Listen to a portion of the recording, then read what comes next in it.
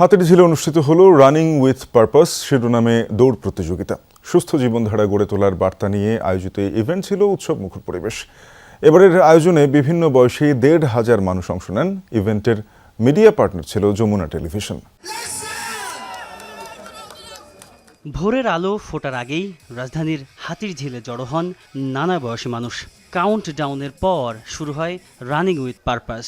৭.৫ এবং ১৫ কিলোমিটার দুই ক্যাটাগরিতে দৌড়ে অংশ নেন হাজারো রানার।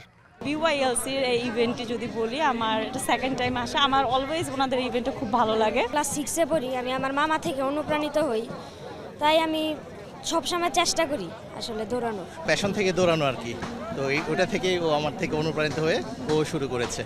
অভিজ্ঞতার পাশাপাশি দৌড়ে যোগ দেন নতুনরাও। সুস্বাস্থ্য আর ফিটনেসের জন্য এমন আয়োজনের গুরুত্ব তুলে ধরেন তারা। আজকে যে রানটা BYLC রানের, এটার ওদের অর্গানাইজ এবং পুরো অ্যারেঞ্জমেন্টটা অনেক বেশি সুন্দর। সবাই একটা বেসিক একটা ডিগনিটি এটিকেট মেনটেন করতে চেষ্টা করছেন, অ্যান্ড উইদাউট মেল সাপোর্ট ফিমেলরা কখনো একটা সেফ অ্যাটমসফিয়ারে বা একটা নাইস অ্যান্ড নিট অ্যাটমসফিয়ারে রান করতে পারে না। ফিমেল ফ্রেন্ডলি হয় দেখি ফিমেল পার্টিসিপেশন কিন্তু প্রিভিয়াস ইয়ারগুলো থেকে প্রতি বছর কিন্তু বেড়ে যায়।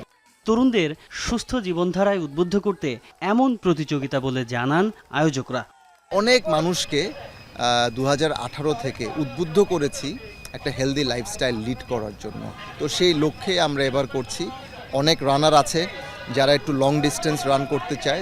দৌড় শেষে বিভিন্ন স্টলে ভিড় করেন অংশগ্রহণকারীরা। খাবার, স্বাস্থ্য সচেতনতা আর নানা কার্যক্রমে জমে ওঠে পুরো এলাকা। মানুষ যদি সুস্থ না থাকতে পারে তাহলে কিন্তু কোনো দাম নাই। এই ইভেন্টের মাধ্যমে আমরা আমাদের প্রেরণাকে জাগ্রত করতে পেরেছি। I am really happy because ওদের অর্গানাইজিং যে ক্যাপাবিলিটি, ওদের যে টিমটা কাজ করে বেশ প্রফেশনাল। পরে এমপি থিয়েটারে আয়োজিত হয় পুরস্কার বিতরণী।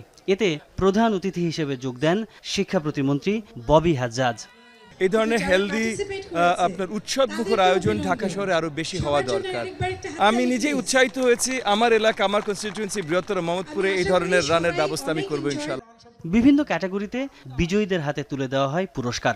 পাশাপাশি সম্মাননা জানানো হয় পার্টনার ও স্পন্সরদের। তাজনুর ইসলাম, যমুনা নিউজ, ঢাকা।